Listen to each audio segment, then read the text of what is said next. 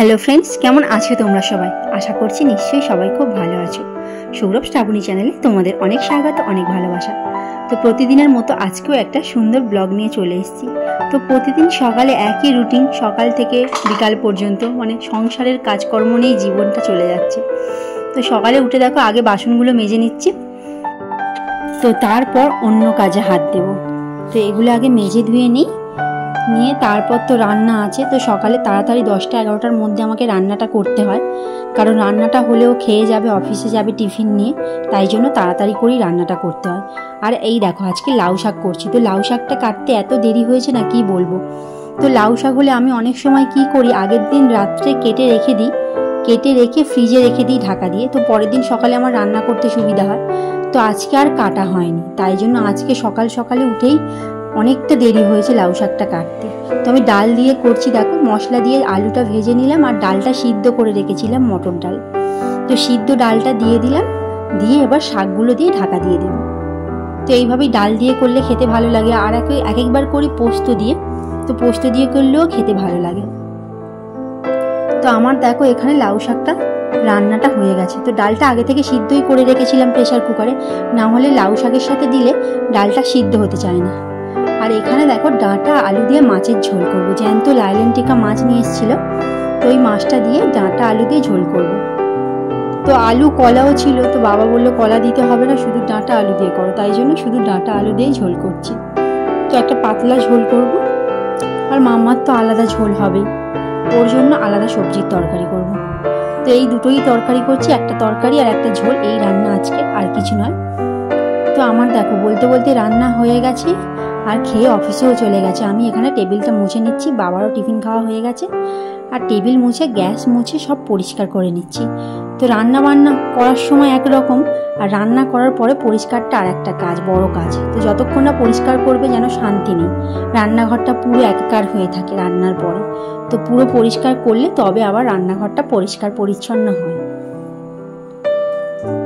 তো রাত্রেও রান্না করার সময় একরকম, আর রান্না করার পরে আবার পরিষ্কার করো, পরিষ্কার না করলে যতক্ষণ না করবো যেন শান্তি নেই। তো আমি এখানে রান্নাঘর পরিষ্কার করে নিলাম, নিয়ে টিফিনও খেয়ে নিয়েছে, নিয়ে ওপরের ঘরে আমার শোকেসটা একটু পরিষ্কার করে নিচ্ছি। তো বিছানাটা তোলা হয়ে গেছে। তো আগের দিন দেখেছিলে শোকেসের ওই সাইডটা পরিষ্কার করেছিলাম, তো আজকে এই সাইডটা করছি। তো এখানে এত ছোট ছোট কাঁচের জিনিস না, সব একটা একটা করে আস্তে আস্তে বের করে করে পরিষ্কার করতে হয়।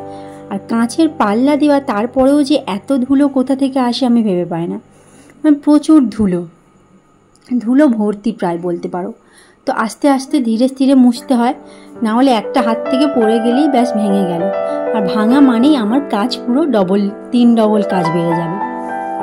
তো একটা একটা করে আস্তে আস্তে পরিষ্কার করে নিচ্ছি, নিয়ে তারপর আমি মাম্মাকে স্নান টান করাবো, খাওয়াবো। তারপর তো আমার স্নান অনেক দেরি আছে। তো দেখো ছোট ঠাম্মির বাড়িতে গেছিলো, ওকে ডাকছি, তো আসছে, জুতোটা ওখানে পড়েছিল নিয়ে আসছে। তো তেল মাখাবো বলে ডাকছি, স্নান করাবো। তো ডেকে ডেকে কতক্ষণ ধরে এলো। তো এখন দেখো, তো ক্যামেরার সামনে দেখো কত অঙ্গি ভঙ্গি করছে। তো তেল মাখাবো, এত ছুটোছুটি, একবার এদিক যাবে তো একবার ওদিক যাবে, একবার ওদিকে পালাবে তো একবার এদিকে পালাবে। তো ওর পেছনে দৌড়াতে দৌড়াতে আমার হাফ টাইম নষ্ট হয়ে যায়। তো দেখো তেলটা মাখাবো বলছে, আমাকে জামাও খুলতে দেবে না, এই করতে দেবে না, কত দেরি করবে। আর ক্যামেরা তো অন করলে আরো বেশি অঙ্গি ভঙ্গি করে, দেখো কত কিছু করছে ক্যামেরার সামনে। তো ওকে তেলটা মাখিয়ে দিয়ে আমি স্নানটা করিয়ে দেবো। তো এখানে দেখো আমার স্নানও করানো হয়ে গেছে, এবার চুল আঁচড়ে দিচ্ছি, টিপটা পরিয়ে একটু পাউডার টাউডার লাগিয়ে দেবো, দিয়ে ভাত খাইয়ে দেবো। তো খালি ওই স্যান্ডো গেঞ্জিগুলো পরবে, জানো স্যান্ডো গেঞ্জি ছাড়া কিছু পরতে চাইবে না, খালি বলবে আমি স্যান্ডো গেঞ্জি পরবো। তো অন্য যে কোনো জামা পরাবো কিছুতেই পরতে চাইবে না, খালি ওর স্যান্ডো গেঞ্জিগুলোই পছন্দ, ওই গেঞ্জিগুলোই ও খালি সারাক্ষণ পরতে চাইবে। তো আমাকে একটু আদর করে দিয়ে এবার আমি খাওয়াতে বসবো। তো একটা নুনের কৌটোটা রেখেছি দেখো, ওইটা খালি খুলে দাও। তো খুলে দিতে কি আনন্দ। তারপর আমি ভাতটা ওকে খাইয়ে দিচ্ছি, তাড়াতাড়ি ভাতটা মেখে খাইয়ে টাইয়ে দিয়ে তারপর আমি স্নান টান করতে যাব।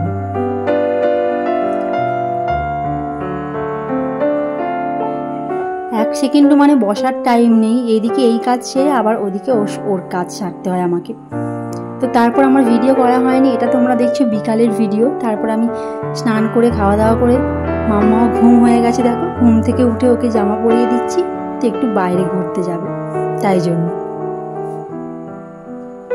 তো বিকাল হলেই ওকে ঘুরতে যেতে হবে। যদি একটু এই ঘুম থেকে উঠে জানালার কাঁচগুলো দেখছো, এই কাঁচগুলো দিয়ে দেখবে যদি অন্ধকার থাকে বলবে আমায় ডাকুনি কেন, সন্ধে হয়ে গেলে আমায় ডাকুনি কেন, অন্ধকার হয়ে গেল। তো বিকাল বিকাল ওকে 5টা সাড়ে 5টার দিকেই তুলে দিই, না হলে উঠে কাঁদবে। এদিকে ঘুম ভাঙবে না ওর, এদিকে না ডাকলে কিন্তু কাঁদবে। তো তুলে দিতে হয় একটু বাইরেটা ঘুরে।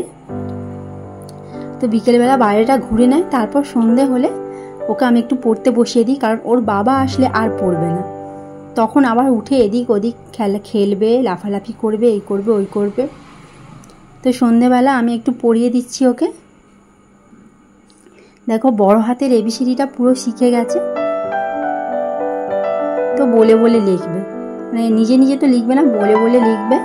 আর ছোট হাতেরটা সবে শেখাচ্ছি, তো আমি একটা করে করে বলছি আর ও একটা করে করে লিখছে।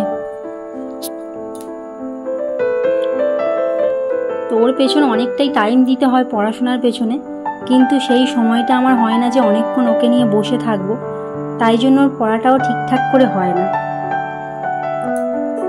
তো হাফ পড়া হয়ে একটু আদর খেয়ে নিচ্ছে মায়ের কোলে, তো আবার পড়া শুরু করবে। একটু ক্যামেরার সামনে একটু আদর খেয়ে নিই, আবার বলবো আবার লেখ। তো ও বিরক্ত হয়ে যায় জানো তো, বারবার ওকে পড়াশোনার কথা বলি বলে। কিন্তু সকালটা তো পড়াশোনা করাই হয় না, বিকালটাই যা হয়, তাই জন্য সকালে জোর করে ওকে খিচুড়ি স্কুলে দিয়ে আসি, তো যেতেও চায় না অনেক সময়। তো তারপর পড়ানো হয়ে গেছে, রান্নাঘরে চলে এলাম। তো আমাদের চাও খাওয়া হয়ে গেছে, বাবা এখানে বোঁদে এনেছে, আম নিয়ে এসছে, আর মাম্মার জন্য সন্দেশ নিয়ে এসছে।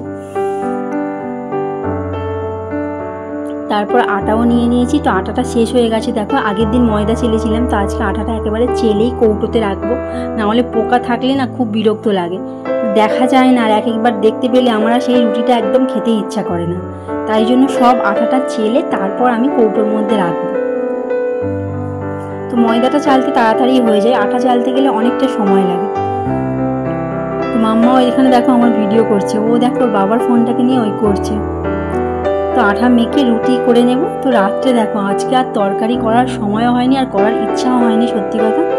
তো আম নিয়ে এসেছিলো, আম দিয়ে বোঁদে দিয়ে আমরা সবাই রুটি খাবো। তো মিষ্টি দিয়ে রুটি খেতে ভালোই লাগে, তাই জন্য আজকে আর তরকারিটা করিনি, এই আম রুটিটাই আজকে খাবো আমরা।